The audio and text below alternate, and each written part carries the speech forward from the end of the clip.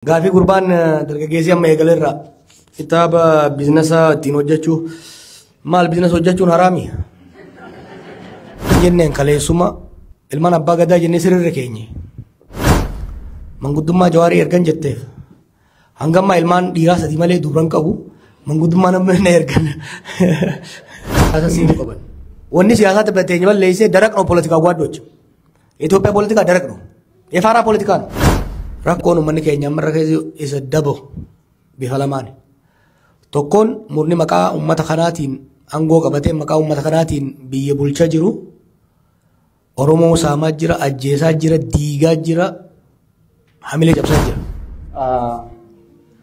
Adeemsa amma deemaattu kana keessatti gareen ati qabdu yoo jiraate guruppiin si duubaan jiru yoo jiraate qabda kanaan dura yeroo ati hidhamtu nama tokkocha ummata kana sochoosuu dhabne nama tokko namni tokko sochoosuu hin dandeenye kanaaf immoo namni tokko hin jiraataa hin du'a namni tokko gaafatu nama biraatu bakka bu'a gareen ati qabdu jiraas keessatti waan jedhu gaafii qaba tanuma galatuma. All right gaafiif deebii xumurreerraa gara deebiitiif gara waltajjiitti deebina.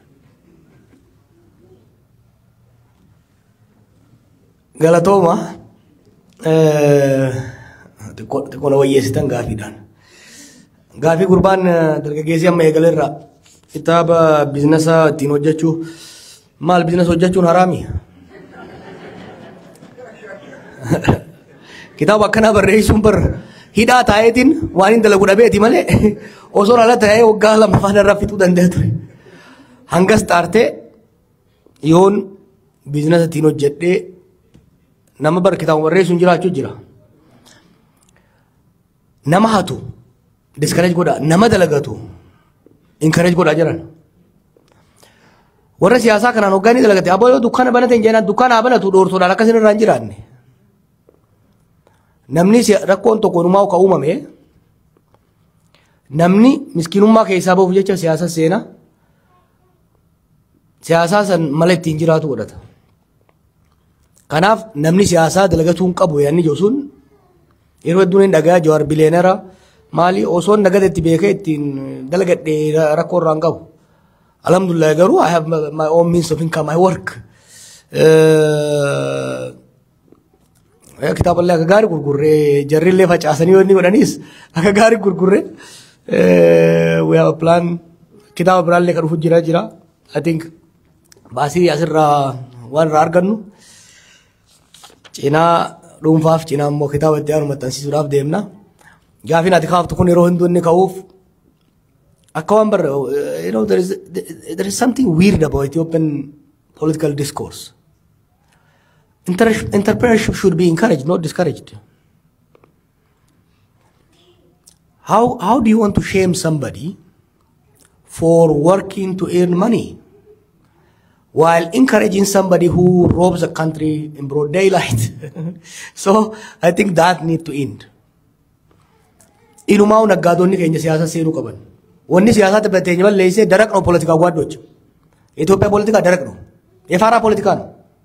Naggaadoo የለበትም ኢንጂነሩ የለበትም ሐኪሙ የለበትም ቲዮሪ የሚያውቅ ብቻ ነው በብዛት ያለበት. So practically wanni poolitikaan keenya drive ideological ta'uuf keessaa tokko practical waan deemu jiru. Amma waan ijoollee namaan gora jiru kan hojjettu ilaaltan. Do you think if they osoo nagadanii jiraatanii amma duroo beeytan amma naggaadeen tokko dur baadiyyaarraa eegaleeti xiqqoo gaa dalagatee harreetti buna fe'ee dhufee dhummuugaatti dukaan xiqqoo takka banatee miizaana kaa'atee buna bita. Buna san walitti daddabalatee san booda miica takka machaaraa geessee tiraaktarii fe'ee geessa takka gaangee hanga 30 takkaan. Gaafa xiqqoo achi wayyaa miica taggaleemi bukaara banata san booda dirree dhawaatti fe'ata. Dirree dhawaarraa ammaa asuma cinnaa laakii ta'e jechuudha. If the guys who are running the country today have some experience or listen at least to the business people, arra corridor limaati yani mana nibraarra jirtu hunda diigani. Diigan because the real economy of Ethiopia, particularly the commercial aspect, is on the street. Sandinan, you are destroying the entrepreneurial class. You are destroying the merchant class. The merchant class is probably less than 10% of Ethiopian population. What Abiy is doing in the name of corridor Limat is really destruction of the merchant class. Ihe kalamawak mimata no betwasana daraja. Alamawak dammo experience kamatat no miyata. Therefore, politikanya እንዳይነግድ discourage እንዳታርጉ. እንዳውም ሰርቶ አሳይቶ እንዲገባ አስገባ ኢንከሬጅ ማድረግ ያስፈልጋል። ነጋዴዎችም ግቡ ወደ ፖለቲካ ውስጥ። ስትገቡ ግን የህዝብን ንብረት ለመበዝበዝ ሳይሆን በንግዱ ዓለም ያካበታችሁትን ዕውቀት ከዜሮ ተነስታችሁ ሀብታም የሆናችሁበትን ዕውቀት ሀገርን ከውድቀት አንስታችሁ ሀብታም የምታረጉበት ለማድረግ መሄድ ጥሩ አማራጭ ነው። ሶ I think ጋፊን አተማሊ ፈከና ጋፈትኒን ናገላ ገሩ ይሮዱ አንደ ዲዋን አርጉፍ ሰን እረት ፉለፈቹን ጋሪ ታየት ያዳ ጋራ ጋፊ ሲሪየስ ቶጋን ዴቤ ሚስባ one of the veterans here the regular he does egan gafadro arge ra kilo gara jatama dabaletin sanirra gadirade amalle dabalu jira he has been there kilo takan daballe so is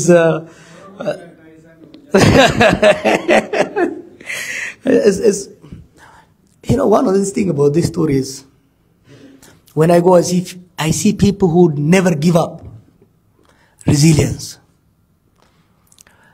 gafa kapson witus gafa kapson kabonitus there are people who remain constant who remain committed to it and that is really my fuel sometimes you know when you discuss namoda hero akasi namota argon kun wangarida it was good to see you misba gafilati khafte yaada ke kana khafa onni degara yaani ke un khafa wajini dema yes khafa malib dabata abso nagayatin Ethiopia mirga ummat oromo Ethiopia demokratawa fi federalata keesatti mirkaneesinaadha akkasimi anis kanina amanu kanu sana kamitti argina kajaw bifa adda addaatiin kan itti deemnu ta'a yeroo hedduu waa'ee kophummaa kiyyaa kun nama yaachisa gaafa qabsoo qeerroo sanis kooma deemtu osuma jaan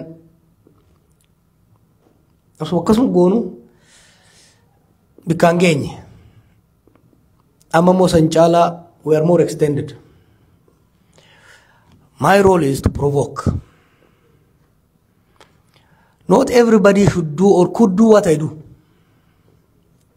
It requires experience. It requires some level of tolerance. Also resourcing abnu.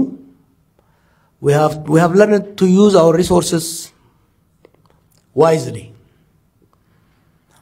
Kenya vero kapsosan Eliasi fi Muhammad Abdoshi fi namonni ammalle gadin babasin few of you probably Atlanta one jirtani you might know how critical they were to what I was doing but the larger population didn't know therefore the regime did not target them so we were able to minimize cost amammo our dependence on them has decreased we have various teams BKs bakadadatit who do the operational work. My job is mostly analytical and provoking. Consider me the communication arm of what's going on. The communication arm of what's going on. I'm not dismissing what you are saying. It's valid. But bear with me. Give me some time.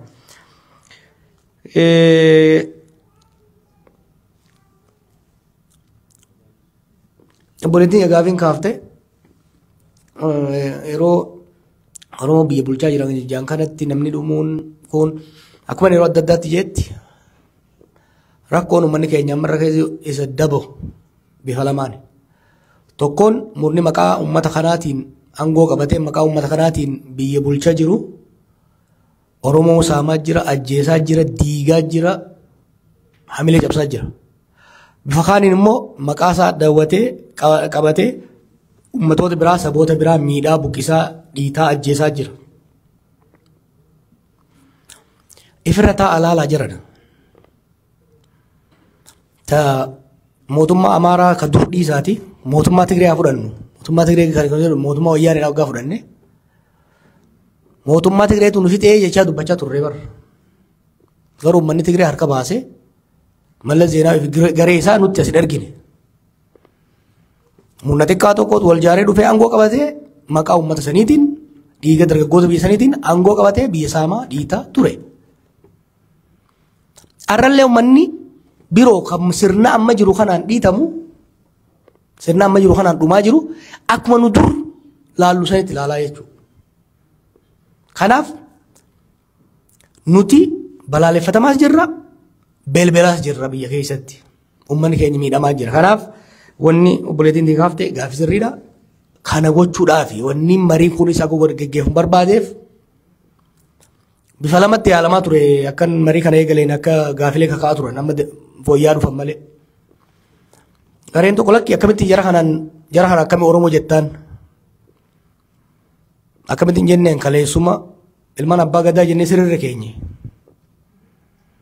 Kun immoo maaliif mootummaa Oromootiin tuyita jallatus hamuutus keenya hayi hamaa ta'ee kan hojjeesu maqaa keenya nama ajjeesu akkamitti calliftee ilaalta. So responsibilitiin sirna sana irratti dhiibbaa godhanii Oromiyaaf Oromoo keessatti illee miidhaan ajjeechaan akka dhaabatu hanniif saamichi maqaa keenyaan ajjeechaan maqaa keenyaan uummattoota biraa irratti illee geggeeffamu akka dhaabatu gochuun dirqama uummata kanaati. Primarily garuu qofaa miti. Biyya san nagaa fiduun biyya san deebiseen ijaaruun Oromoo qofaan ka geggeeffamu miti Oromoon qofti ka danda'ullee mitu. Dirqama keenya qofallee miti. Garuu gahee leencaa akka uummata bal'aa tokkootti uummata lafa bal'aa irra jiru tokkootti uummata lakkoofsaan guddaa tokkootti gahee leencaa dirqama leencaa qabnaa jechuudha. Ibrahim kana haaftee waa'ee manguddummaa Jawaarii ergan jetteef hangamma ilmaan dhiiraa sadii malee duubran qabu manguddummaa namni na ergan.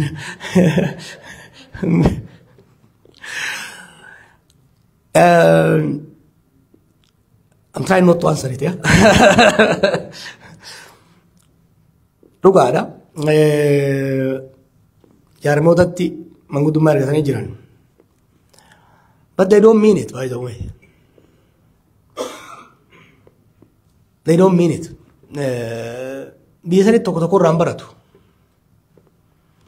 Ijoolleen amma angorra jirtuun abboota isaanii qaree angorra isaan kaa'ee tursiisee maal godhe isaan irraa barachuu dhabuudhaan dongora guddaa hojjetaa jiran. Profeesar Mararaa Makanamee waan inni gaafa yaade jechaa ture. Osoo dhaggeeffatanii warri TPLF balaan kun hundi isaanii biyya kana irra ga'u ture. Waan amma dhiyoo kana dhufanii waywaatanii abaa'oo fi kaafaa'oon koottaanii mari'annaa jedhaniiti manguddoota kana yaamanii manguddoonnis walitti dhufanii biyyarraa uummata walitti qabanii dubbiin tun dhufte gaafiin Oromoodhaa maali? Nagee akkamitti finna jedhanii mari'atan jidduu kana. Sanirra hundaa'aniiti falli jiru. Oromiyaa irratti nagee fiduudhaaf lolli Oromiyaa keessaa marii waraana bilisummaa Oromootii fi mootummaatiin dhaabbachuu akka qabu. Nageenyi waaraa akka dhufuuf immoo mootummaan hunda hammate mootummaan ce'umsaa sadarkaa Oromiyaatti akka dhaabatu gaafii ijoo dhiyeessaniif jechuudha. Gaafileen kun haarayaa miti. Gaafa biyya gallirra 2018 irraa kaafne akka dhuunfaattis akka gurmuuttis dhaabbileen kunis kanneen birootis gaafa gaaddisa hooggansa Oromoo jennee dhaabnees ejjennoon nuti qabaachaa turre kanuma.